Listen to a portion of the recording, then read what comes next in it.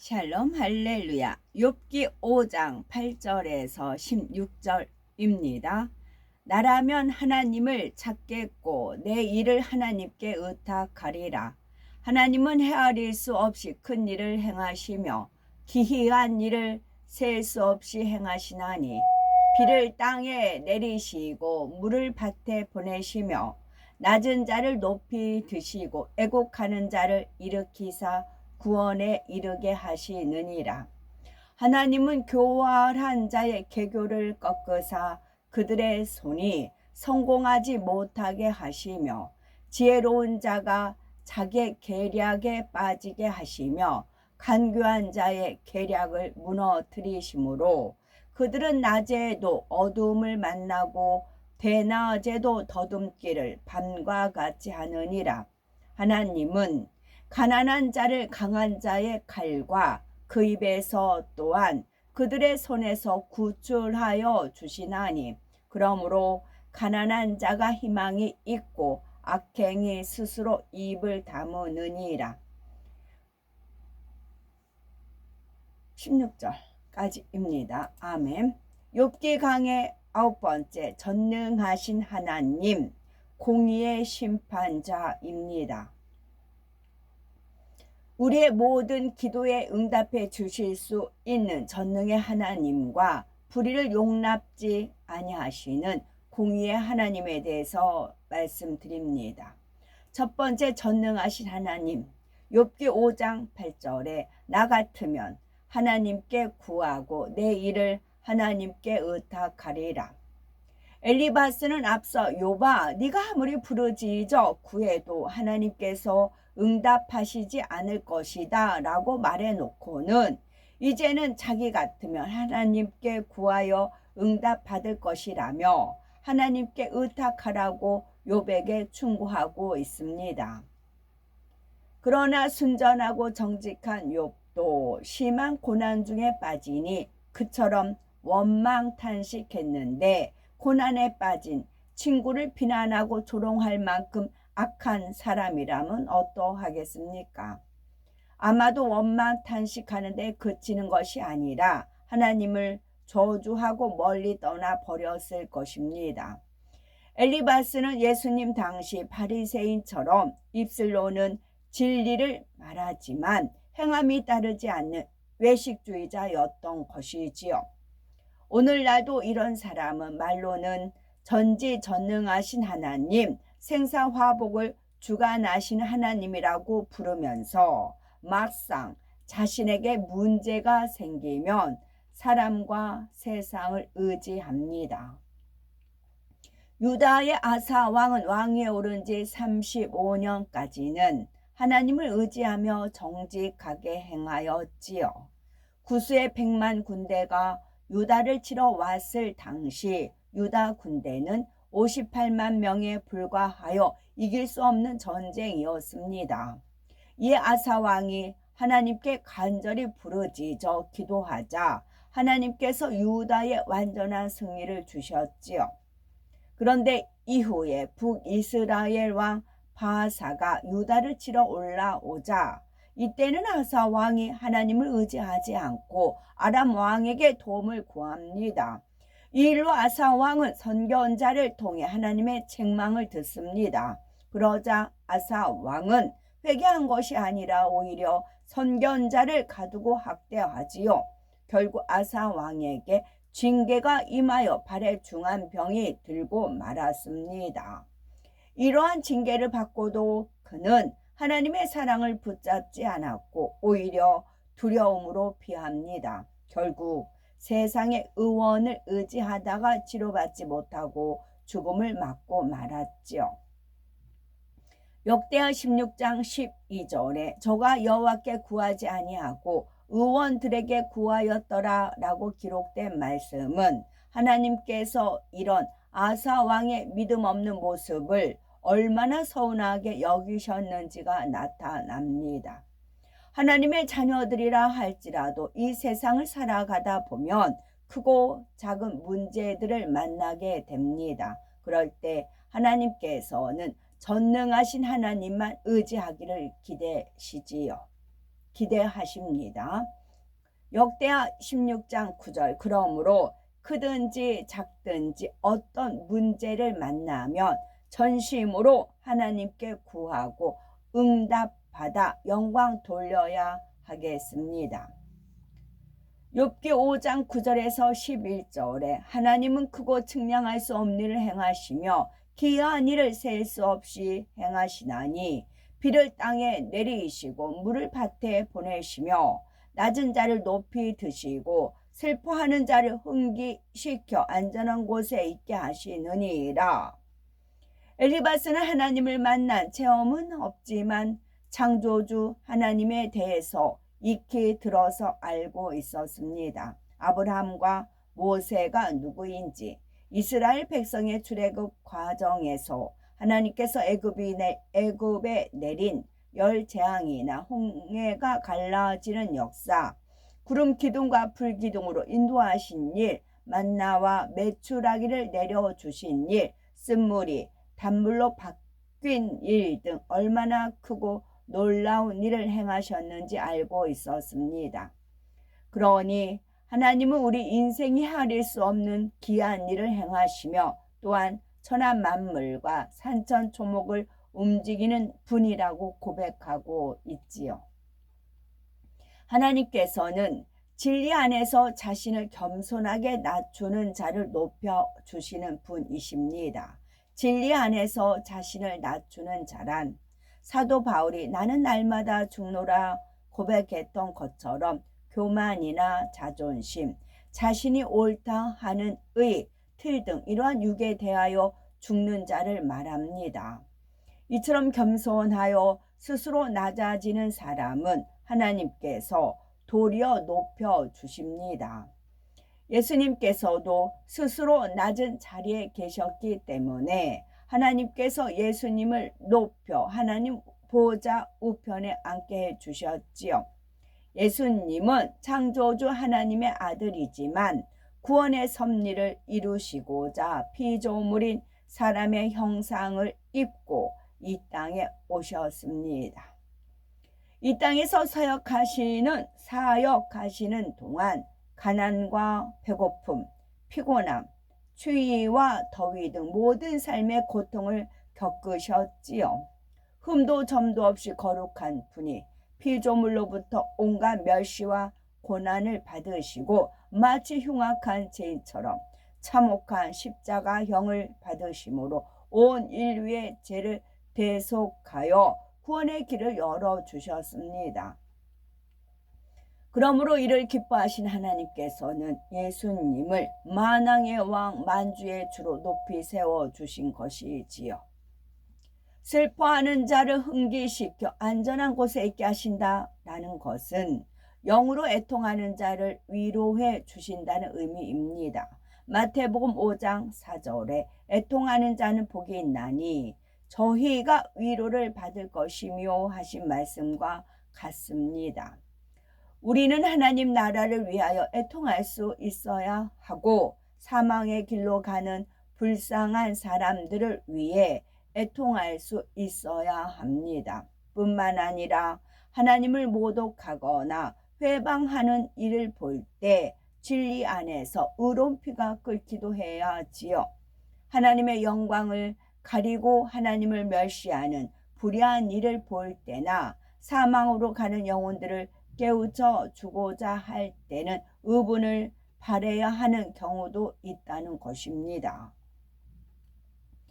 예수님께서는 혈기나 감정이 없으셨지만 늘 부드럽게만 행하신 것이 아닙니다. 성전에서 매매하는 이들의 짐승을 내쫓거나 환전상들의 상을 얻기도 하셨으며 악한 사람들을 책망하실 때 뱀들아 독사의 새끼들아 화 있을진저라고 강하게 꾸짖기도 하셨지요. 이러한 의분은 악한 마음에서 나온 것이 아니라 성결된 마음에서 나오는 것이기에 사단이 송사할 수가 없습니다. 또한 영혼들을 생명으로 인도하기 위한 사랑에서 비롯된 것이므로 영혼을 살리는 역사가 일어납니다. 반면에 악한 감정 가운데 노를 바랄 때는 상대에게 상처를 주거나 실족시킬 수 있으며 무엇보다도 하나님의 영광을 가릴 수 있기 때문에 육적인 분이나 육적인 혈기는 버려야 합니다. 두 번째 공의의 심판자 욥기 5장 12에서 14절에 하나님은 괴휼한 자의 개교를 방하사 그 손으로 하는 일을 이루지 못하게 하시며 간교한 자로 자기 괴휼에 빠지게 하시며 사특한 자의 개교를 패하게 하시므로 그들은 낮에도 캄캄함을 만나고 대낮에도 더듬기를 밤과 같이 하느니라. 밤에다가 하나면 뱀이네요. 뱀. 밤에다가 짝대기 하나면 뱀입니다. 주로 나쁜 일이 밤에 생기지요. 사전을 보면 괴울은 자신의 이익을 위해서 나쁜 꾀를 부리거나 약삭빠르게 행동함이라고 정의를 합니다. 영적으로도 괴울한 자란 옳지 않은 방법으로 사기성을 띠고 속이는 사람, 또 그렇게 자신을 이루어 나가는 사람을 뜻합니다. 모세를 대적했던 고라 일당이나 예수님을 팔아넘긴 가룟 유다, 하나님의 종을 속였던 아나니아와 삽비라 등이 여기에 속합니다. 저가 이제 영어는 모르니까 영어 속에도 하나님의 그 숨겨진 의미와 뜻이 다 담겨 있습니다. 저는 이제 한글하고 한자에서는 주로 하나님께서 거기에 담긴 하나님의 생각, 마음, 뜻을 알려주는 대로 제가 이제 알려주시는 대로 알려드리고요. 그건 제 지식의 한계 안에서만 알려주는 겁니다. 홀리라는 거, 홀리, 거룩이죠. 홀리 할 때 나홀로 집에라는 그 이제 영화가 있잖아요. 그걸 아이들과 함께 봤던 그것이 있었는데, 홀리가 홀자는 이제 그 영어로는 홀리지만 우리나라 음가로 이제 홀리인데, 그러면 홀자가 나 혼자 홀로 혼자 있을 때 홀리잖아요. 그러면 이제 그 진리, 도리, 순리, 영리 뭐 그런 리자가 있듯이 홀리였을 때 홀리가 거룩이란 말이에요.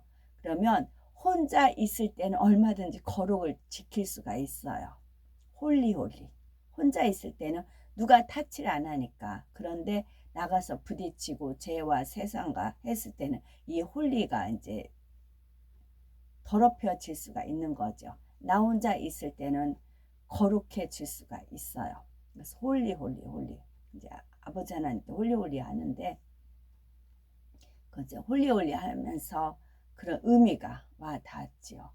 저는 제가 혼자 있어도, 육적으로 혼자 있어도 주님과 함께 있으니까 뭐 설거지를 하든 무엇을 하든 이제 주님과 같이 이제 이렇게 해라. 저 집에서도 마찬가지입니다. 이렇게 해라, 이거 해라. 이제 시간을 아껴서 써야 되니까. 뭐 이제 오전에도 그 주민센터에 있는 도서관에 가서 책을 하는데 뭘 볼까 하면 딱 집어져요. 딱 눈에 딱 띕니다. 그래서 이제 주님께서 이끌어 주시는 거죠. 아, 이거 읽어야 되겠다 해서 두 권을 이제 해서 왔는데요. 그런 식으로 저 혼자 있으면 홀리해요. 정말 아무 근심 걱정 없고 행복하고 그렇습니다. 홀리해요. 저 혼자 있으면 홀리해요. 그런데 나가면 이제 부딪혀 버리면 이제 충만함이 이제 다운이 되죠. 그럴 때는 하늘을 바라봅니다. 하늘을 바라보면 하나님께서 은혜와 능력을 공급해 주시고요. 그러나 우리는 환경의 동물, 사회적인 동물이기 때문에 같이 더불어 살아야 되는 것이지요. 그래서 홀리가 혼자 있을 때는 홀리다. 아버지 하나님 홀리 있을 때는 홀리다. 그러셨어요. 게훌은 자신의 이익을 위해서 나쁜 꾀를 부리거나 약삭빠르게 행동함이라 정의를 합니다. 영적으로도 게을한 자란 옳지 않은 방법으로 사기성을 띠고 속이는 사람, 또 그렇게 자신을 이루어 나가는 사람을 뜻하지요. 모세를 대적했던 고라 일당이나 예수님을 팔아넘긴 가룟 유다, 하나님의 종을 속였던 아나니아와 삽비라 등이 여기에 속합니다. 다음으로 개교란 요리조리 헤아려 보고 생각해낸 꾀를 말하지요. 악한 사람들이 개교를 꾸미면 당장에는 잘 되는 것 같이 보일 수도 있지만 시간이 흐르면 결국 시험 환란에 빠져 무너지고 분쇄되지요. 하나님께서 그들의 손으로 하는 일을 이루지 못하게 막으시기 때문입니다. 간교하다라는 말은 간사하고 교활하다는 뜻이지요. 하나님께서는 겉만과 속마음이 다르고 이중성을 띠는 것을 간교하다 말씀하십니다. 간교한 자는 자기 계율에 빠지게 하신다 하였지요. 성경을 보면 이러한 사례가 많이 나옵니다. 대표적인 예로 원수마귀 사단은 간교하기에 종교 지도자들과 빌라도 총독을 주관해서 죄 없으신 예수님을 십자가에 못 박았지만 이는 죄의 싹슨 사망이라는 영계의 법을 어기는 행위였습니다. 사뜩하다라는 단어는 사전에서 찾아보면 요사하고 간사하고 독하다라고 풀이하고 있습니다. 요사하고 간사하고 독하다. 요사하고 간사하고 독하다. 사뜩하다. 어떤 자 눈빛을 보면 딱 한마디 사뜩해. 사뜩해. 그 말이 저절로 나왔거든요. 어머 누님아 너무 사뜩해. 그랬거든요. 그랬더니 사뜩하다는 것이 요사스럽다 그러잖아요. 요사스럽다, 간사스럽다. 거기에 무엇이 들어가냐면 독이 들어갑니다. 독이 들어갑니다. 사뜩하다, 요사스럽다, 간사스럽다, 독이 있다, 독하다 입니다. 즉 강교함보다 한층 더 악한 행함으로 나타나는 것을 말합니다. 어떤 사람이 말을 하더라도 덕이 되는 게 아니고 독이 품어져 나오는 경우가 있어요. 덕은 옆으로 눕고 독은 자기를 내세우면 독이에요. 자기를 내세우면 독, 옆으로 누이면 덕입니다. 어가 눕히면 덕이 되고 자기를 뱀대가 이렇게 치켜 오르잖아요. 그러면 독이 된다고요. 잠언 11장 9절 이것도 아버지 하나님께서 알려주신 겁니다. 제가 어찌 알겠어요. 잠언 11장 9절에 사뜩한 자는 입으로 그 이웃을 망하게 하여도 의인은 그 지식으로 말미암아 구원을 얻느니라 말씀한 대로 이제 이론은 알려주세요. 말씀을 보다가 덕과 독과 알려주십니다. 그리고 현장에서 부딪힙니다. 현장에서 부딪히면 이제 알려주신 말씀이 적용이 돼요. 응용이 돼요. 어머 아버지 저건 독이고 저건 덕이네요. 그래서 제 것이 되는 겁니다. 그리고 이제 흘러보내는 것이고요. 그래서 나누면 2배가 됩니다. 기쁨을 나누면 2배가 됩니다. 배가 됩니다. 사뜩한 자는 입으로 그 이웃을 망하게 하여도 의인은 그 지식으로 말미암아 구원을 얻느니라 말씀한 대로 사뜩한 자는 강교할 뿐 아니라 한술 더 떠서 심히 악을 행하여 자기와 주변 사람을 함께 망하게 합니다. 여기 밑줄 짝입니다. 사뜩한 자는 강교할 뿐만 아니라 한술 더 떠서 심히 악을 행하여 자기와 주변 사람을 함께 망하게 합니다. 함께 망하게 해서 사뜩한 겁니다. 이런 사람은 시험 환란이 왔을 때 해결할 길이 없기에 눈앞이 깜깜하지요. 대낮에도 흑암이 덮인 밤처럼 암담한 것입니다. 그러나 진리 안에 살아가는 사람은 원수 마귀를 다스리기에 암담한 일을 당하지 않을 뿐만 아니라 당했다 해도 하나님께서 합력하여 선을 이루어 주십니다. 욥기 5장 15에서 16절. 하나님은 곤비한 자를 그들의 입의 칼에서 강한 자의 손에서 면하게 하시나니 그러므로 가난한 자가 소망이 있고 불의가 스스로 입을 막느니라. 여기서 곤비한 자란 육적으로 곤비한 자가 아니라 영적으로 곤비한 자를 말합니다. 가령 하나님의 자녀에게 시험 환란이 오면 먼저 회개 거리를 찾아 회개하며 하나님께 부르짖는데 이러한 사람을 곤비한 자라 말씀하는 것이지요. 하나님은 이처럼 곤비한 자가 부르짖을 때 응답해 주십니다. 또한 곤비한 자란 의에 줄이고 목마르며 심령이 가난한 자를 의미하지요. 심령이 가난하다라는 것은 마음이 가난하여 자존심이나 교만, 이기심, 욕심 등 악이 없는 것을 말합니다. 심령이 가난한 사람은 복음을 쉽게 받아들일 뿐만 아니라 천국의 소망을 가지고 하나님을 간절히 찾습니다. 말씀을 하더라도 더 깨닫기를 사모하며 어찌하든 진리 안에 살고자 힘쓰지요. 자연히 그의 삶에서 불의는 떠나게 되는 것입니다. 이처럼 심령이 가난하여 천국을 소망하며 범사에 하나님을 의지하면 하나님께서는 칼과 같은 강한 자의 손에서 지켜주시지요. 무엇보다도 믿음으로 구원받아 영원한 천국을 소유하는 축복을 받는 것입니다. 반대로 심령이 부요한 사람은 교만, 자존심, 이기심, 욕심 등으로 마음을 가득 채웠기 때문에 하나님을 찾지도 않으며 더 갖고 더 누리고자 다른 사람에게 악을 행하기도 하지요. 이처럼 불의의 삶의 결국은 영원한 사망이기에 불의는 스스로 입을 막는다라고 말씀하시는 것입니다. 하나님께서는 창조주이시며 전지전능하신 분이십니다. 그러므로 하나님의 자녀들이 범사에 하나님을 믿고 의지하기를 원하시지요. 또한 하나님은 공의로운 분이시기에 결코 불의를 용납하지 않으시며 괴휼한 자, 간교한 자, 사특한 자의 쾌계를 깨뜨려 버리십니다. 반대로 진리 안에 사는 자에게는 방패와 산성이 되어 주시고 심령이 가난한 자에게는 천국의 소망과 축복을 주십니다.